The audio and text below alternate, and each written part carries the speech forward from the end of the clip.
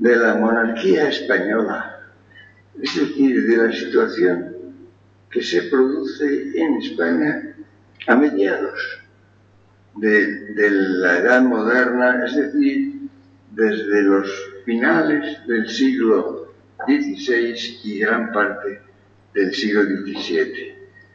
Como se trata siempre de personas en este curso, he elegido para formar eso que llamo a veces constelaciones, 3 nombres particularmente interesantes e ilustres. Uno de ellos es don Álvaro de Bazán. El otro es el gran general italiano genovés que aparece, como saben ustedes, en el famoso cuadro de las lanzas. El tercero es el titular de esta casa, el conde duque de Olivares. Son 3 figuras cuyo sentido y cuya influencia vamos a tratar de bosquejar brevemente. Ustedes saben que don Álvaro de Bazán, marqués de Santa Cruz, es el gran marino de la época, el gran marino militar de la época. Fue enormemente ilustre en muchos sentidos. En la plaza de la villa hay una estatua y unos versos, no sé de quién, pero que dan una especie de pequeña semblanza, que dice: el fiero turco en Lepanto, en la tercera el francés, en todo el mar el inglés, tuvieron de verme espanto. Rey servido y patria honrada, dirán mejor quién he sido, por la cruz de mi apellido y por la cruz de mi espada. Es una especie de biografía sumamente resumida de este hombre, que es una figura de gran dignidad, de excepcional dignidad, y que tuvo una importancia en las luchas navales enormemente importante. Ustedes saben que lo más, naturalmente, por supuesto, lo más ilustre de su carrera fue la batalla de Lepanto. La batalla de Lepanto, como ustedes recuerdan, se dio el año 1571. Ha quedado asociada a varias cosas, especialmente a Cervantes. Como saben ustedes, Cervantes, como soldado en la armada, en la batalla de Lepanto, luchó en el esquife, que era un puesto de gran responsabilidad y peligro. Estaba enfermo, tenía fiebre, pero insistió en combatir. Y fue, como saben ustedes, herido, le quedó de mala condición el brazo izquierdo y la mano, y tuvo 2 arcabuzazos en el pecho también. Es decir, que pudo quedarse en Lepanto. Esto fue para él un timbre de gloria. Toda la vida Cervantes recordó su presencia en Lepanto, sus heridas, que lo dejaron manco en cierta medida, aunque no enteramente, y con unas huellas perdurables hasta su muerte. Pero le pareció que era la más alta ocasión que vieron los siglos pasados, presentes, y esperan ver los venideros. Por tanto, para los españoles actuales tiene no solamente la importancia que tuvo como batalla, sino la vinculación a la figura más ilustre de nuestras letras en toda la historia. La batalla de Lepanto fue importantísima porque la amenaza turca era capital. Como saben ustedes, los musulmanes contra los cuales había luchado España en la Reconquista siempre, desde comienzos del siglo VIII hasta el término de la Reconquista de Granada, en esta época estaban dominados y dirigidos por el sultán de Turquía.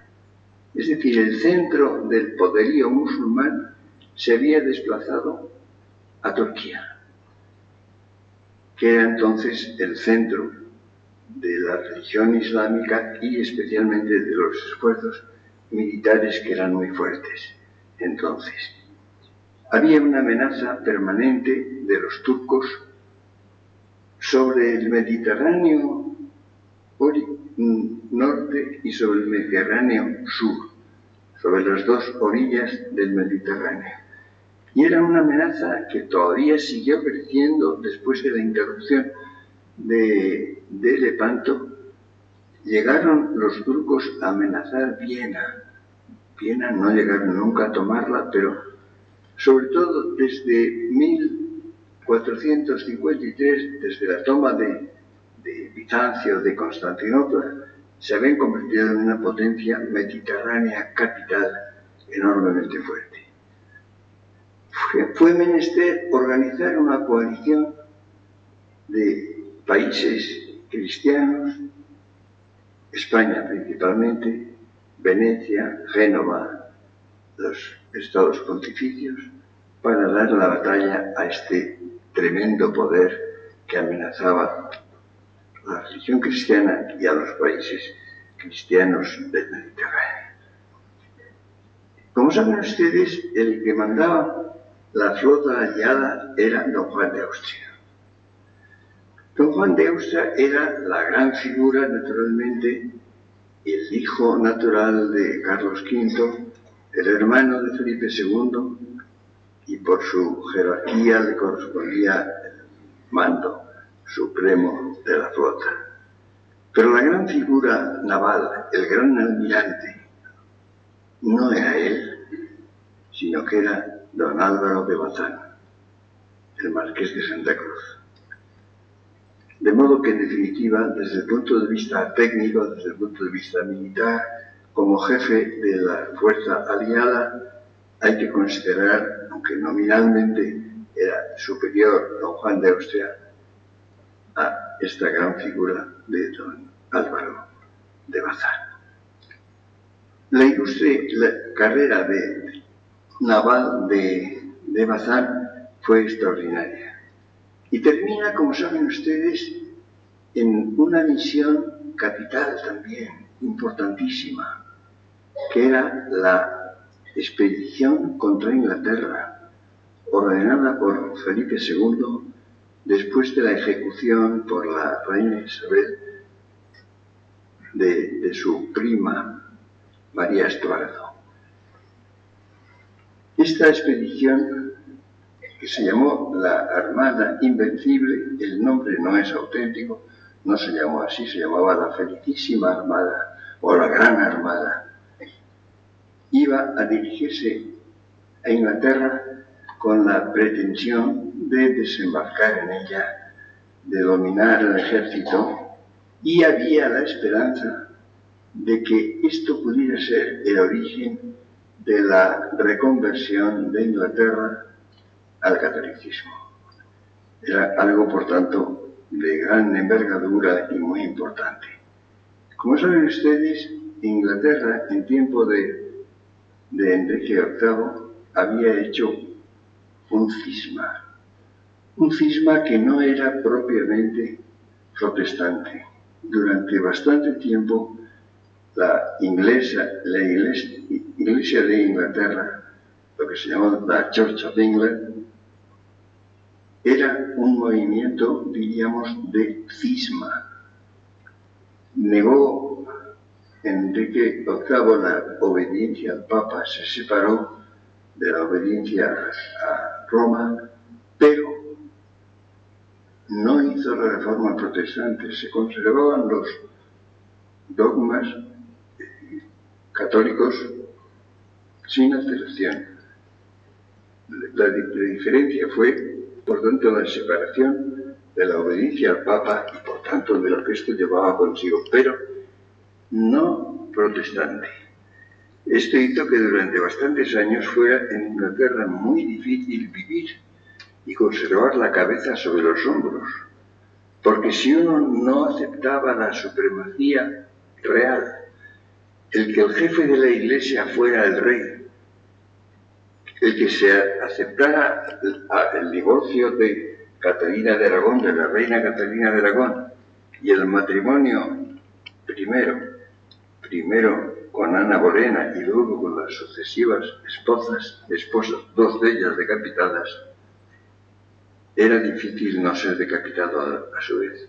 Pero si se era protestante también estaba en peligro, porque justamente no se aceptaba la reforma protestante, sino simplemente el cisma, la separación de la Iglesia. El jefe de la flota, de la armada llamada Invencible, iba a ser el mismo caudillo de Lepanto, don Álvaro de Bazán. Estaba en Lisboa, y en Lisboa se estaba preparando esta gran flota, pero murió de enfermedad, murió de muerte natural, y entonces no pudo terminar su carrera mandando la gran expedición contra Inglaterra. Como ven ustedes, es una carrera militar de lo más ilustre, llena de gloria y de la figura noble, una figura nobilísima, que era la del Marqués de Santa Cruz.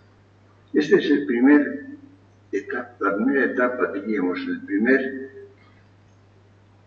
la primera dirección en que se mueve la vida militar de España como gran potencia en el siglo XVI. El 71 es Lepanto, el 88, 1588, es la expedición contra Inglaterra. Esta es una figura extraordinaria. La segunda figura es un italiano, un genovés, que fue marqués español, marqués de los Balbases, una figura también enormemente ilustre, que fue inmortalizado nada menos que por Velázquez. El maravilloso cuadro de las lanzas, el cuadro de la rendición de Breda, representa al jefe de las fuerzas españolas, Ambrosio de Spínola, que está recibiendo las llaves de la ciudad de Breda de manos de Justino de Nassau, el burgomaestre de Breda, o Breda, como se decía entonces, no sé si la acentuación original es Breda o Breda. Figura la de este hombre muy ilustre, de una gran dignidad personal, que combatió principalmente en Flandes. Ustedes saben que Flandes fue durante la mayor parte del reinado de Felipe II en la pieza militar capital de España. Las luchas militares fueron constantemente en Flandes. Realidad muy discutible, porque como saben ustedes, Flandes, que venía por la herencia borgoñona, había terminado siendo español por la herencia borgoñona, tuvo una lucha, una resistencia casi permanente por motivos más que políticos, más que nacionales, religiosos.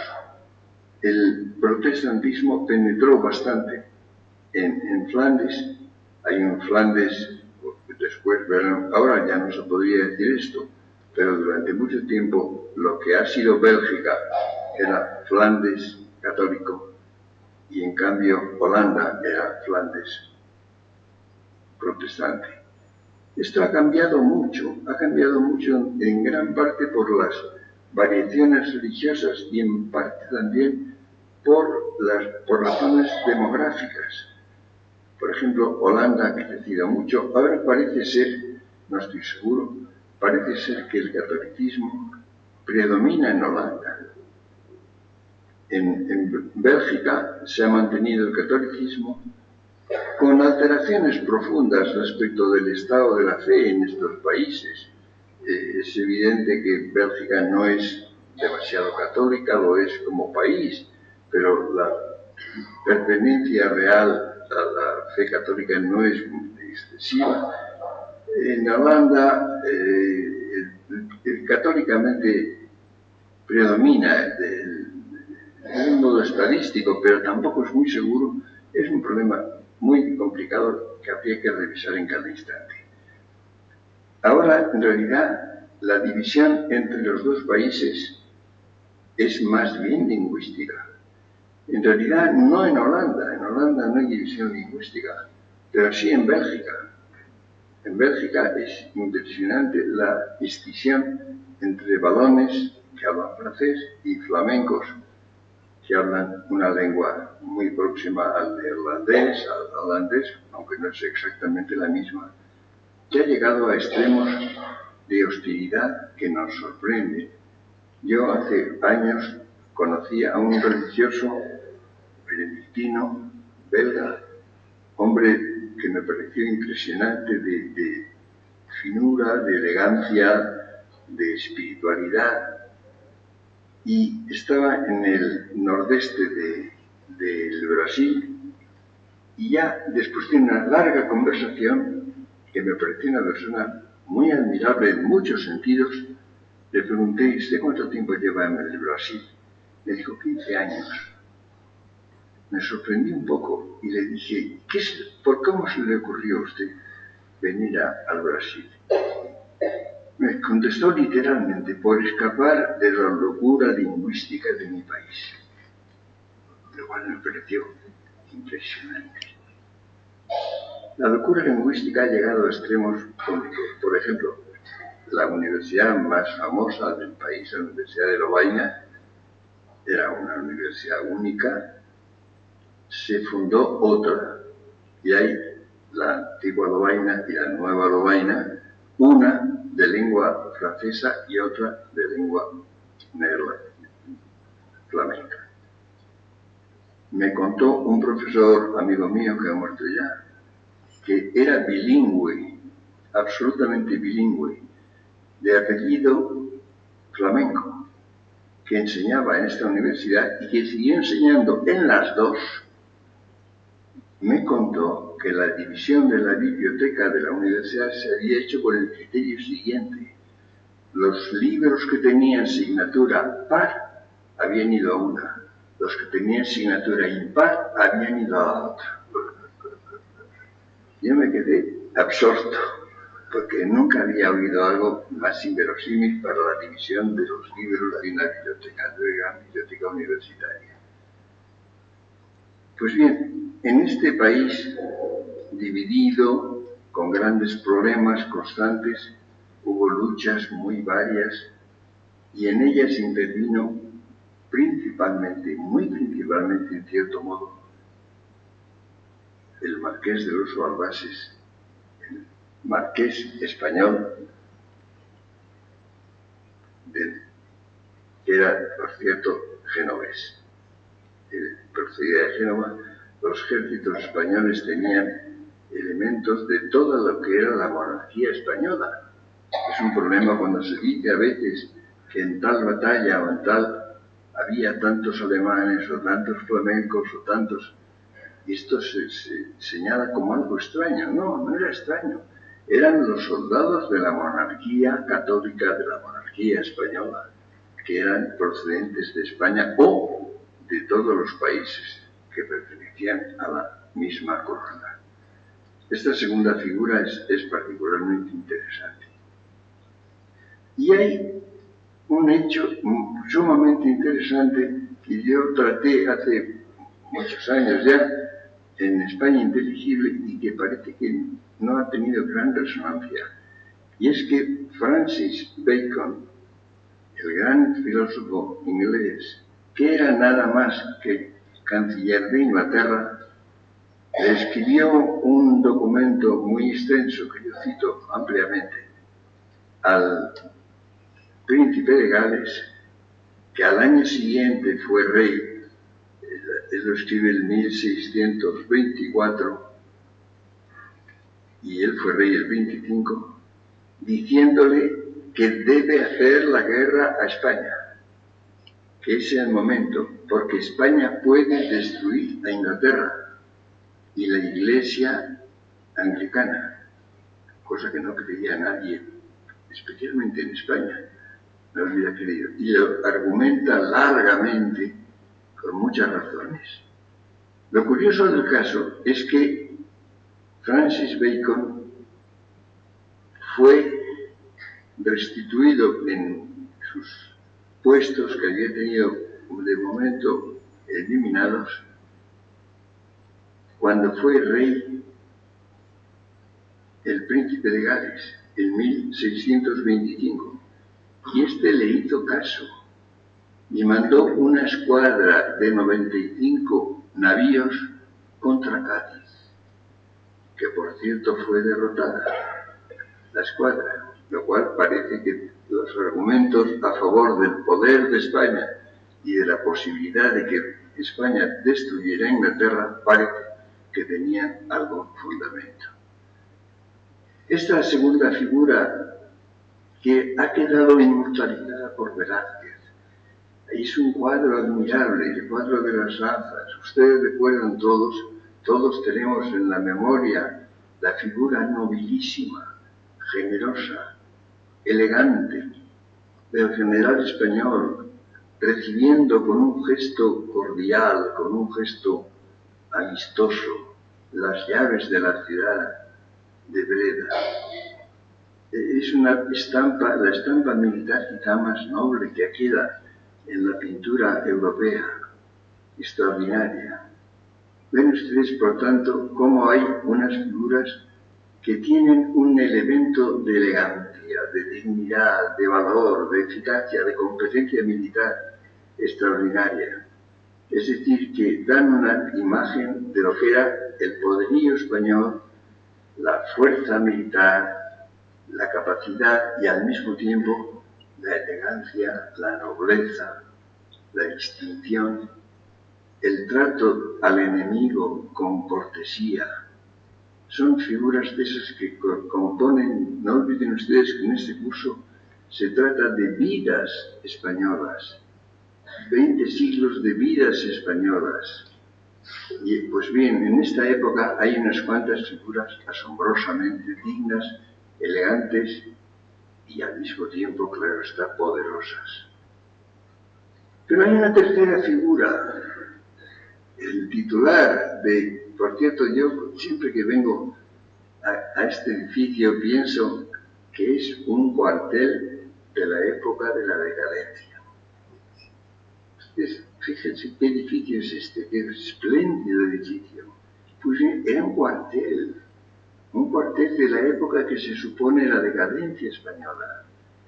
Yo siempre mido, cuando cruzo estos patios y vengo por estos lugares, pienso en qué idea hay de la decadencia y hasta qué punto lo era o no lo era, o hasta qué punto quedaban más que restos de grandeza. Pues bien, la figura capital de la política española era don Gaspar de Guzmán, conde duque de Olivares, conde primero, después duque, y conservó, como saben ustedes, el doble título, conde duque de Olivares. Fue eso que se llama, en un sentido casi siempre peyorativo, privado, del rey Felipe IV. Felipe IV, del cual se ha dado una imagen muy desfigurada y muy inexacta. Se debe la rectificación de esta figura a unas cuantas historiadores, ya el más antiguo y más español, Arañón, que hizo estudios muy valiosos. Actualmente es un inglés, Eliot.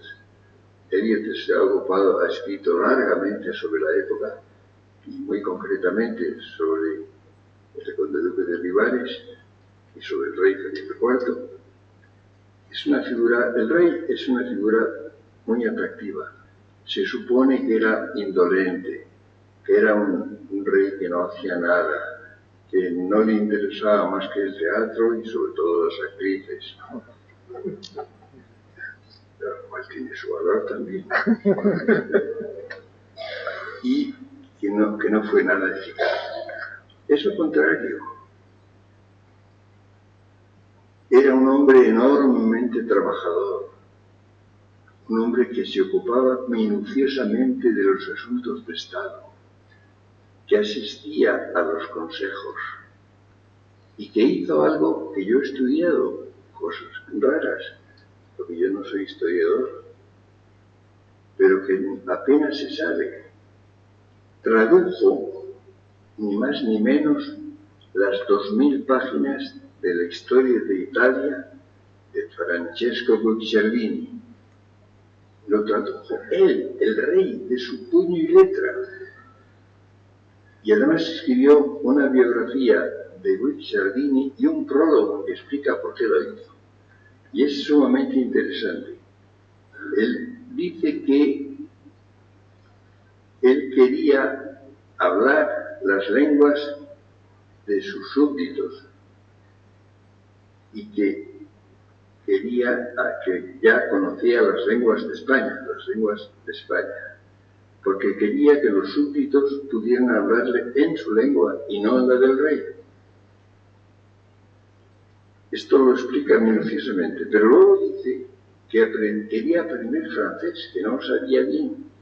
Y para esto lo que se le ocurrió fue que una persona de su familia le hablara todos los días un rato, especialmente en las comidas, en francés, para tener un conocimiento aceptable del francés. Pero dice que él quería aprender mejor italiano, porque era una lengua de cultura muy importante, la considera quizá la lengua más cultivada y más culta. Y era además la lengua que de los estados pertenecientes a la corona en Italia y que se hablaba también mucho en Alemania. Y pensó entonces que no bastaba con hablar sin tener diálogos, sino que era menester entrar a fondo en la lengua. Y para esto pensó que el gran historiador que había sido honrado por los reyes de España anteriormente, Guicciardini, y que había escrito una historia de Italia que tiene en la traducción española unos 2000 páginas. Y cuenta cómo se encerraba en las horas que tenía libres, que no estaba cumpliendo con sus deberes de rey, y leía y traducía el libro de Guicciardini.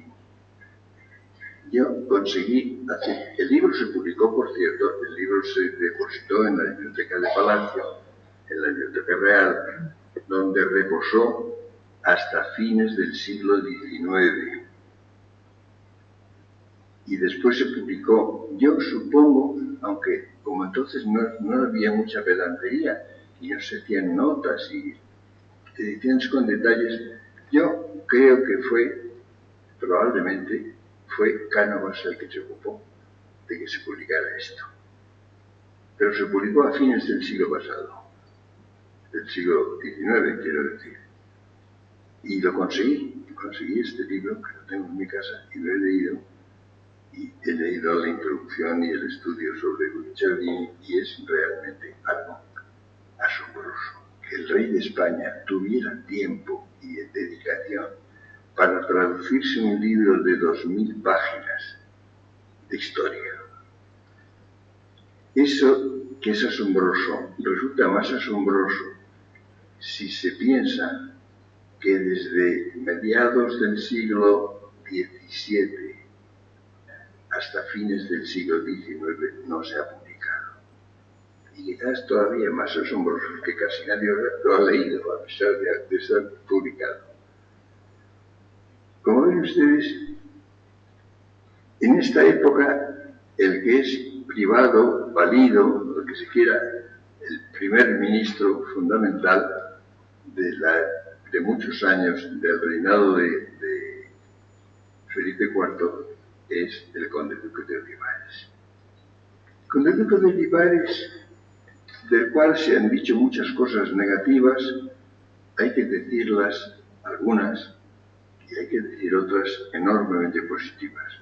Y se le debe en gran parte a Eliot la visión de la grandeza política, intelectual y política del conde duque, que fue una figura que para él es comparable, por lo menos, a Richelieu, al cardenal Richelieu. En muchos sentidos considera superior al conde duque. En todo caso, lo que es interesante es lo siguiente, y es lo que quiero subrayar. El año 1643, el conde duque tenía, como es natural, muchos enemigos, muchos rivales, perdió la gracia del rey, perdió el poder. Dejó de ser gobernante, dejó de ser válido o privado y quedó un poco en segunda fila en un puesto de falta de poder general. Y entonces, este gobernante caído en desgracia, que ya no tiene el enorme poder que había tenido, escribe o hace escribir, quizá no lo hizo personalmente, un libro justificativo, un libro de defensa, que se circuló en esta época, justamente en 1643. Y entonces, en este libro, no olviden ustedes que se trata del libro en que un gobernante caído quiere justificarse, quiere defender su gestión. Y empieza por reconocer que ha fracasado, que no ha conseguido sus fines, que el que ha tenido éxito realmente han sido su rival, enemigo, el cardenal Richelieu. Esto empieza por eso, lo reconoce y explica cómo, en definitiva, los grandes fines que se proponía no se había conseguido y había resultado triunfante Richelieu. Pero añade esto: pero yo he hablado siempre de acuerdo con los principios de la religión y de la moral. Es decir, he hecho lo que se debía hacer, he hecho lo que había que hacer. Y el cardenal Richelieu no. Ha faltado constantemente a los principios de la religión y de la moral. Y lo explica y lo muestra con gran energía y claridad. Esto es bastante asombroso, porque normalmente un gobernante que cae en desgracia, que pierde el poder, trata de disimular sus fracasos, sus errores, trata de decir que no, que su gestión ha sido eficaz, que ha sido positiva, por lo menos en una proporción muy alta. Es decir, la actitud del conde duque es insólita. El reconocimiento de que el que ha tenido verdaderamente éxito político ha sido su rival, su enemigo, y que él ha fracasado en muchas cosas que se proponía hacer, es bastante extraño. Y es curioso que este libro, el Locandro, lo ha publicado Eliot. El gran historiador Eliot, con un colaborador español, ha publicado 2 volúmenes que pueden consultarse siempre que se quieran, son perfectamente accesibles, de cartas y documentos del conde duque de Vivarais. Yo tengo este libro, lo he leído con apasionante interés y he leído, claro, los libros de Eliot sobre la época, muy especialmente sobre el conde duque de Vivarais y el balance, diríamos, de su gestión y la comparación con Richelieu, que le parece, a diferencia de lo que piensa la historiografía universal, que considera que es un enorme político Richelieu, a diferencia de uno secundario, menos importante, mucho menos importante, que es Olivares. Pues bien, el mejor conocedor de la época opina que era una figura muy comparable, de no menor importancia que Richelieu. Pero lo curioso del caso es que es el editor de este libro de justificación. Lo ha editado, yo lo he leído en su texto publicado, pero no hace comentarios sobre ello. Y no dice nunca, no dice nada, no habla en absoluto de lo que a mí me parece más interesante de todo, que es cómo es revelador de lo que se entendía por política en la España de Felipe IV, en la España de mediados del siglo XVII. Porque esto es claro. Las cosas que dice, que reconoce, que confiesa, que son su justificación, el conde duque, es que su falta de éxito, su fracaso en cierta medida frente a su enemigo y rival Richelieu, se deben a que ha obrado de acuerdo con los principios de la religión católica y de la moral. Es decir, que para España la política que había que hacer, la política que se debía hacer, estaba inspirada por la religión y la moral. Y el haberlo hecho, el conde duque, le parece que es el título de honor, que es lo que lo justifica, no el éxito. Ustedes piensen qué cambio respecto de la práctica política general de casi todas las épocas, y por supuesto de esa época, y por supuesto de la política francesa de aquel momento, es esto. Y entonces a mí me produce un asombro extraordinario el que el gran historiador, que es sin duda ninguna Eliot, que encima es el editor de estos textos, no parece haber reparado en esta consecuencia que me parece inevitable, que se entendía por política en España en aquel tiempo.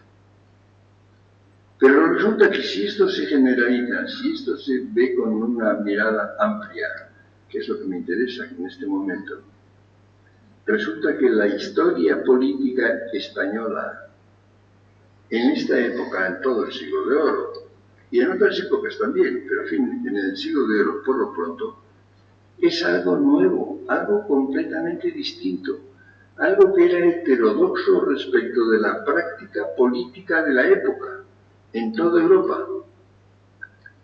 Y a mí lo que me parece extraño es que un tan gran historiador como Eliot no parezca haber reparado en esto y haber extraído la consecuencia de un texto que él conocía también, que es su propio editor.